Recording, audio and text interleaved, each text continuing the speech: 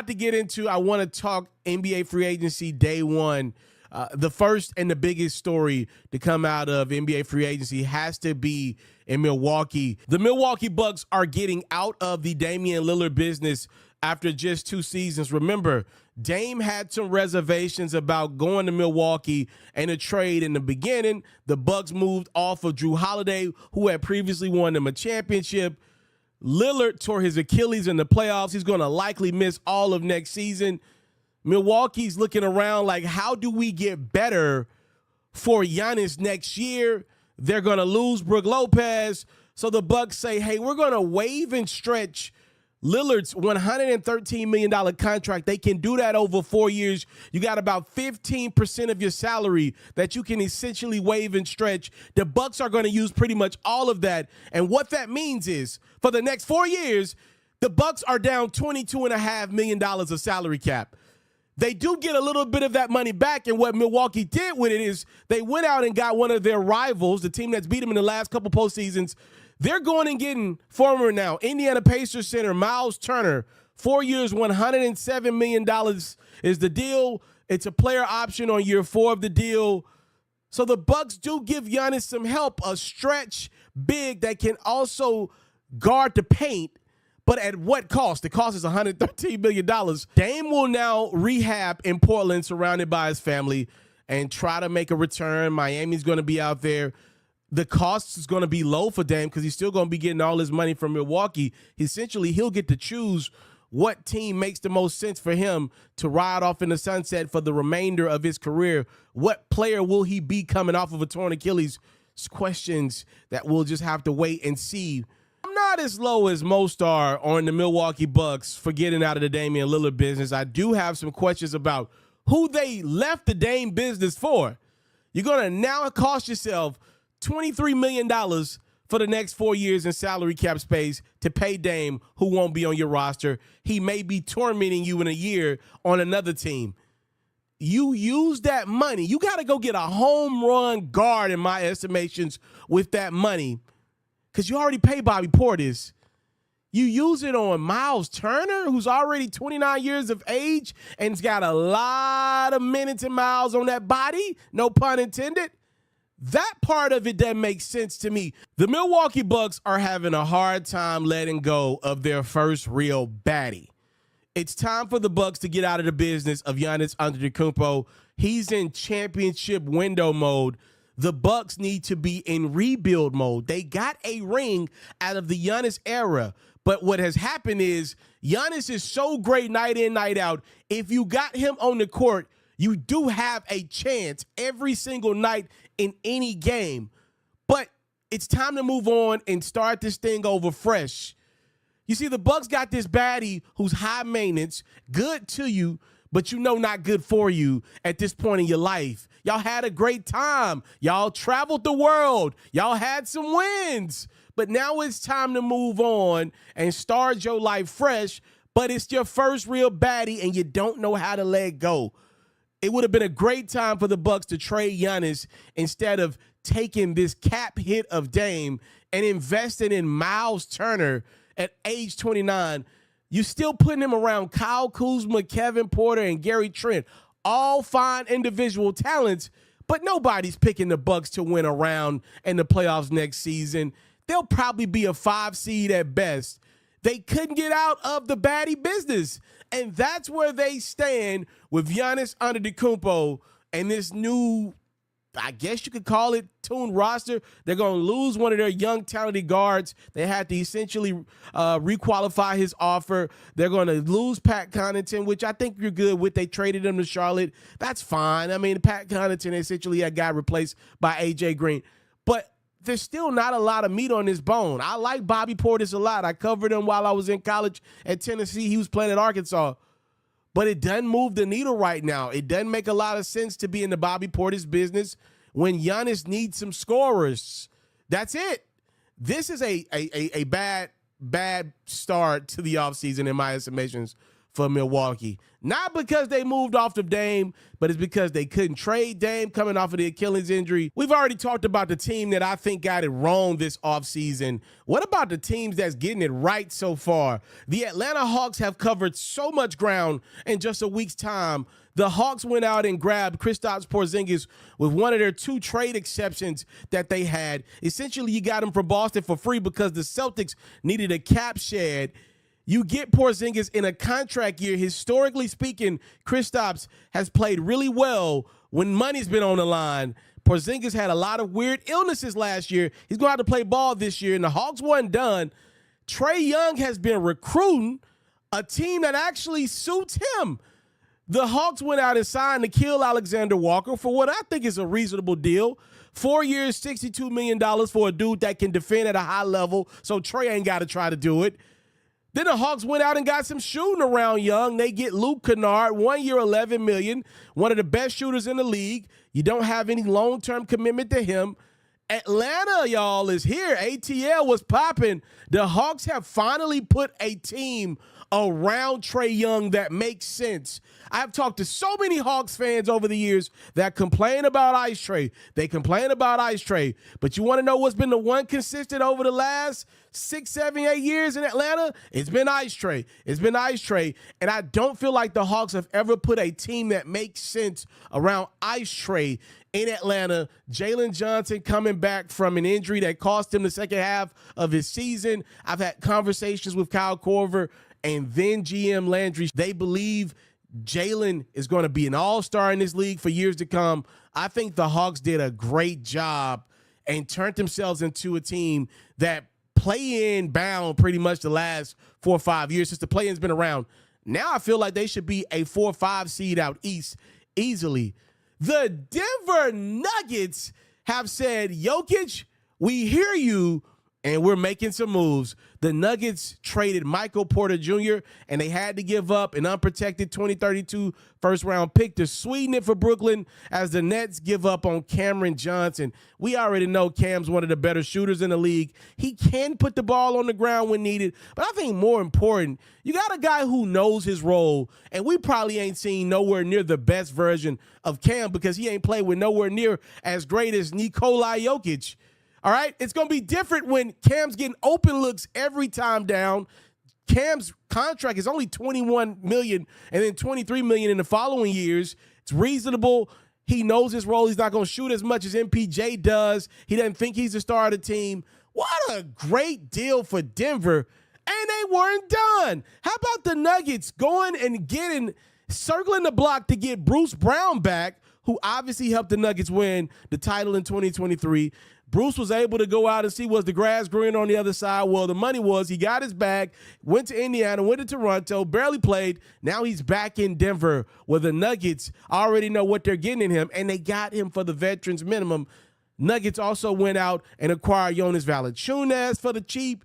They also went in and got some much-needed shooting. Tim Hardaway Jr. is in the fold as well. Denver, for the first time in a long time, have some direction on the perimeter, and they got some scoring. They got some big help. They went and bought in J.J. Barea. I heard he's one of Jokic's boys as a coach. The Nuggets are in business again. I think they're well on their way to being right there underneath OKC. They're not young enough to go chase down 64, 66 wins, but can they be 58, 59 wins and be a 2 seed out west? 1,000%. And the moves that the Nuggets have made immediately put them in a position to do that, moving off of their head coach and moving off of their general manager right before the end of the season. The Houston Rockets made a move in acquiring Kevin Durant that your boy Pharaoh thought was overrated.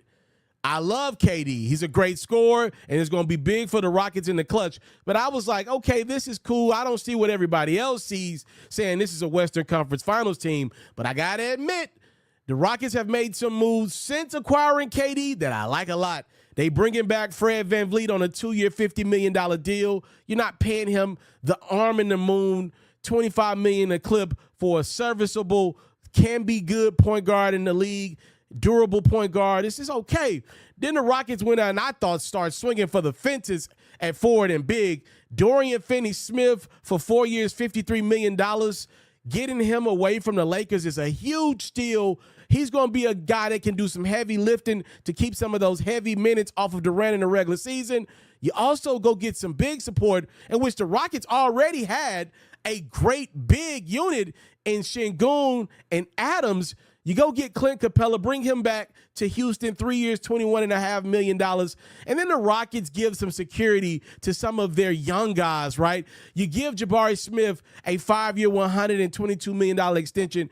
You put him next to Kevin Durant in the lab every day. By the end of that deal, you're expecting Jabari to be nothing short of an all-star. This is a top 3 pick we're talking about. He was him at Auburn, and I think he now has a chance to be him at the professional level. I think the world of Amin Thompson, he has enough room to flourish. And let's not forget, Shepherd couldn't even make the rotation last season for the Rockets. You got more clarity. He will now be an important piece.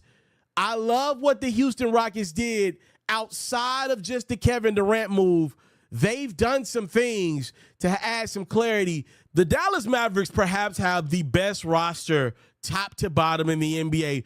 There is no position that they don't have great depth at, especially when they get Kyrie Irving back. And when he comes back in a Dallas Mavericks uniform, he's going to come back with some new money. The Mavs gave Kyrie 3 years, $119 million. So there was a world where the Mavs could have gotten out of the Kyrie business. He tore his ACL in February. The Mavs could have said, yo, Kai, you got to come back from injury and show us you're the player of old. You had previously talked about retiring around the age that you're at now in your career. Not only are the Mavs rewarding Kyrie for his hard work and his incredible talent, they've also, in the meantime, added D'Angelo Russell as the point guard, who's very serviceable, makes a lot of sense, has had experience playing with Anthony Davis. You put him there to replace Kyrie, and then you got this incredible depth at every position. Remember that dude, Klay Thompson? He can still shoot. They go get the #1 pick, which some are calling rigged. Cooper Flagg gets enough time to develop while Kyrie works himself back in the rotation. By the time Kai gets back, Cooper's probably going to be a 20-point-per-game scorer in the league. You mix in the fact that Anthony Davis got a lot of rest on that body without going through a postseason run. P.J. Washington is still hooping, and the Mavs, like the Rockets, got a lot of bigs. You're talking about the Daniel Gaffords of the world, the Derek Liveleys of the world. This team is stacked at every position, easily the most depth of any team in the league. Shout out to Dallas. Nico Harrison-Ware. All that talk about what he did wrong with Luka, I'm looking at a dude outside of the Luka move, done a lot of things right in the last couple years in Dallas. And if I deserved this bag were a person, Shai Gilgeous-Alexander, fresh off of his regular season MVP, his Western Conference Finals MVP, his NBA championship and Finals MVP, the Oklahoma City Thunder are saying, bruh, here's every dime we got. You deserve it.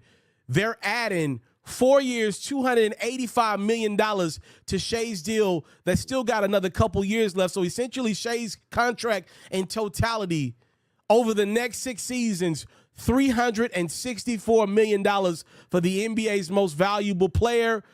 The Thunder are saying, you are our guy. We know you're going to be our guy. Essentially, Shai is going to jump from making about $38 million next year. By the end of his new deal, he'll be around $63 million. It can get as high as $78 million during the 2030-2031 NBA season. They paid their guy. They're not done. This run is only getting started. The Oklahoma City Thunder, I'm sure in the next few weeks, months, are going to give Jalen Williams a new deal. He has clearly earned it as clearly being the second fiddle in OKC. They already got Isaiah Hartenstein locked up. They got enough money to lock in Chet Holmgren in the next year. That's going to work in well. They're able to keep some serviceable role players in the fold as well. OKC, ladies and gentlemen, is here to stay. Do I think they're going to win more championships? I don't know yet, right? But what I can say is they're never going to be outside of the top 3 out west during Shai's new contract. It's not going to happen. They're too talented, too hungry, and honest to God truth, they're too humble. Some other deals that I kind of laid my eyes on thus far in NBA free agency, James Harden getting a 2-year, $81.5 million deal.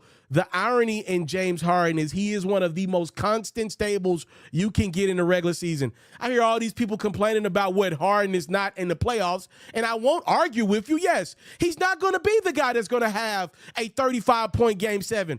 But we know that. We've known that for years. But I'll tell you what James Harden is when you need a guy in a regular season in December to win you some games and not go on a 5-game losing streak, that's who James Harden is. So the Clippers are not playing for a playoff performer. They're paying for a guy to make the playoffs. When Kawhi Leonard's down with injury, when you didn't know what you were getting in Paul George, you want to know who led them young dudes who they respect in the locker room, who's not only showing them how to get it done on the court, but probably showing them dudes a good time off the court. I'm sure the strippers are enjoying James Harden and his impact on the younger Bulls.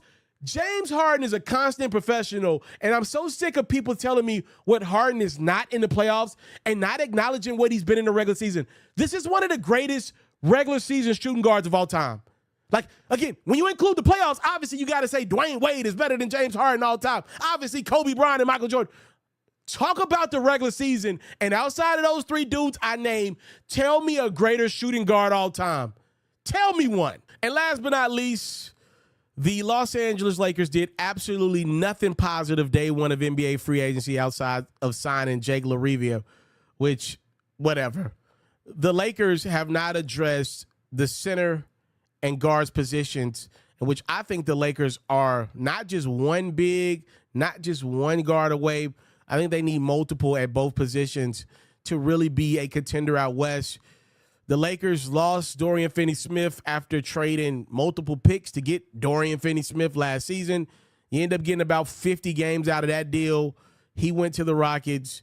You don't have a big yet. You're probably going to be left with either a high-maintenance big that a lot of teams don't want or a low-maintenance big that doesn't move the needle.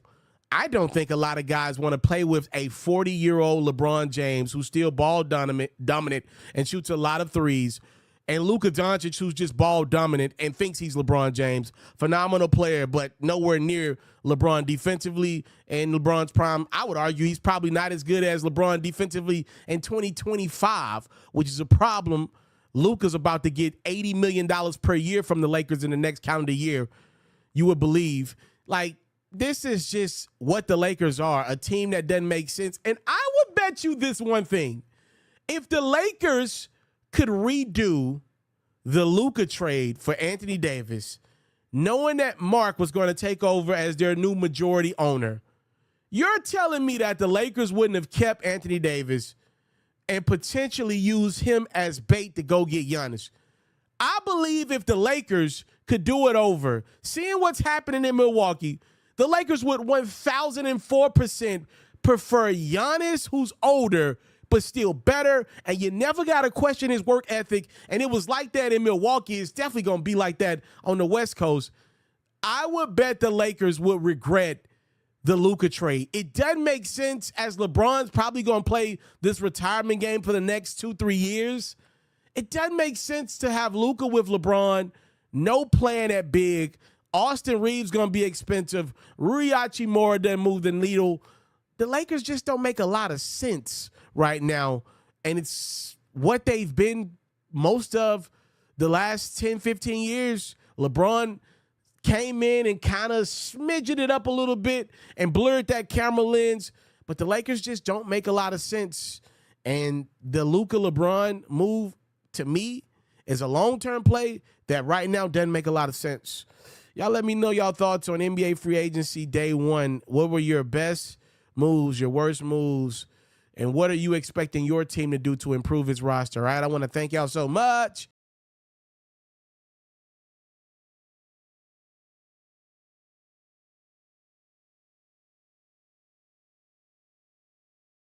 Oh, there it is. Sorry about that, y'all.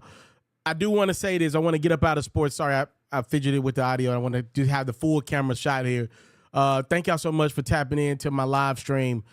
This is crazy to me, right? This is my first time going live on Facebook. I thought I was doing something wrong. Or let me say this. I thought Facebook was doing something wrong. Let me clarify that. It was actually me doing something wrong. So Facebook, this is the first time I've ever been live over here. I got to apologize to Facebook. I was mad at them because I got like 380,000 followers over there on my main channel, and I've never went live, right? And I'm missing out on connection, interaction with the people. So this is the first ever, it's Mr. Teleferro Facebook live stream.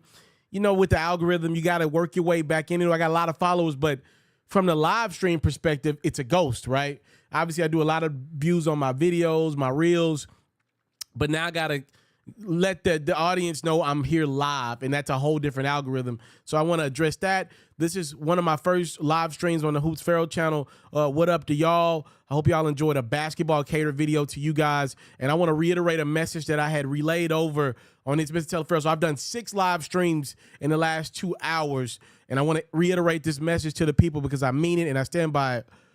We've done some phenomenal things over on platforms like Facebook. Like I just mentioned, about 400,000 followers, give or take. On TikTok, I'm really starting to figure some things out over there. It's Mr. Teleferro on both of those platforms. But my bread and butter has always been my YouTube. YouTube is my baby. I got 2 channels. It's Mr. Teleferro and Who's Pharaoh.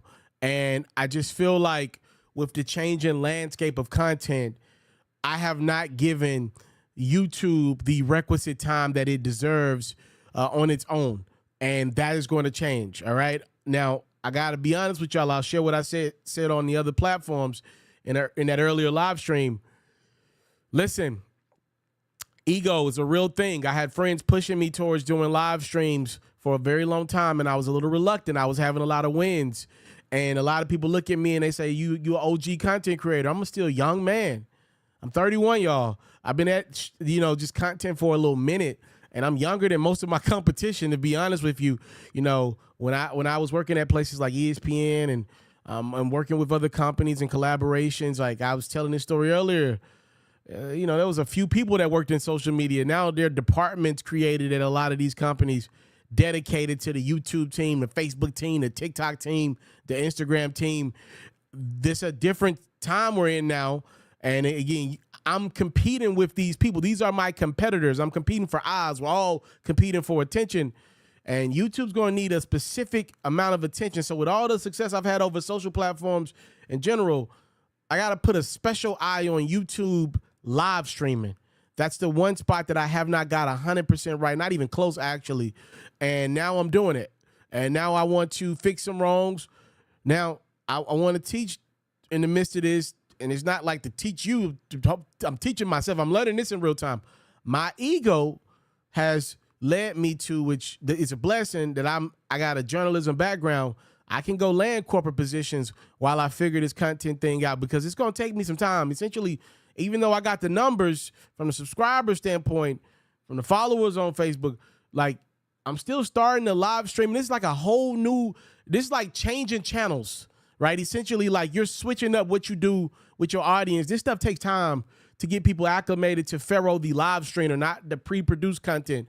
So in the midst of that, I'm being vulnerable. This ain't a B. Simone video, but this is a real video.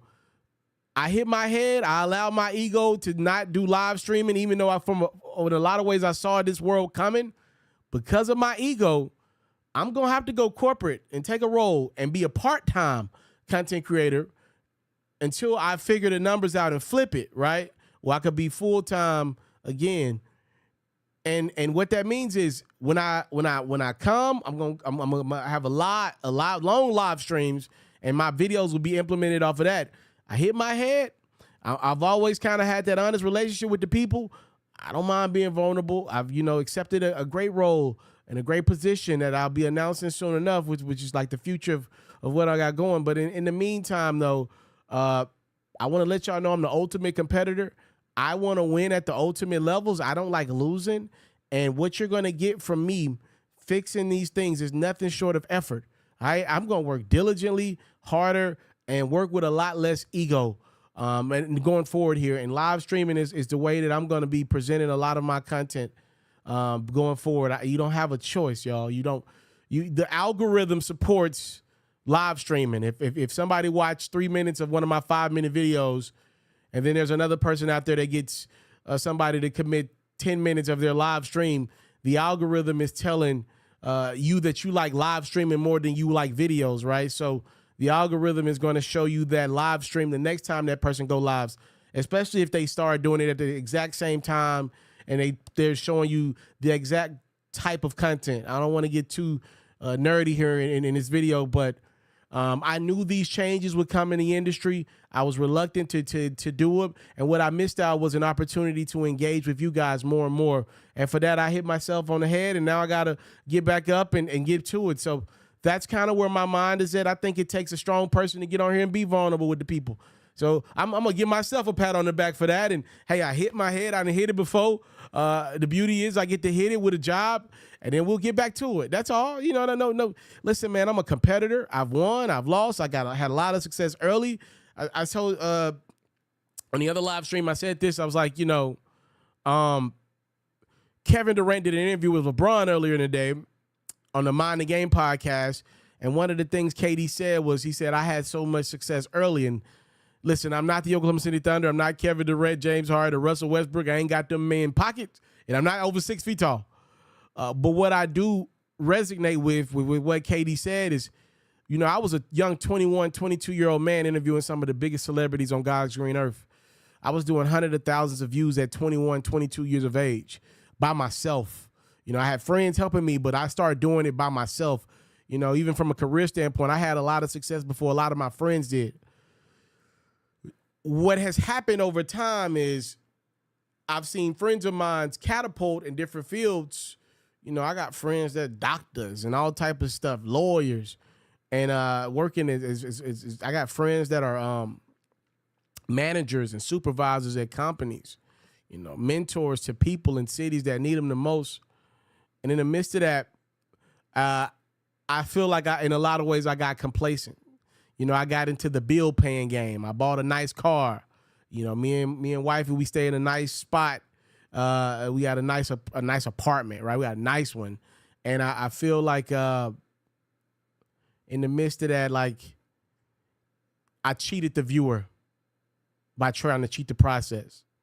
So I'm going to go back and get back in the lab and correct those things, and y'all will get the best version of me. So thank y'all for anybody that tapped in, Facebook, YouTube. This is a basketball cater video. What we're going to do tomorrow is come back, and we'll be talking Diddy. All right, most likely that verdict's coming in at some point really, really soon, and I'll be back live again, and I want to hear y'all comments and y'all thoughts on the Diddy verdict. All right, 4 out of the 5 out of the 6 verdicts are in. We're waiting on that one RICO charge, and I want to talk about that. That'll be it's Mr. Televideo, so the Hoops Pharaoh, my basketball. Y'all ain't got to worry about that, but go over on the other side. And if you're into sports, come over on the Hoops Pharaoh side. I need you. I thank you. I love you for your support. It's greatly appreciated. All right, time, love, and support is what your boy never take for granted. I hope you enjoyed day 1 of NBA free agency, my video covering it. Those are my thoughts. Let me know yours. I'm out.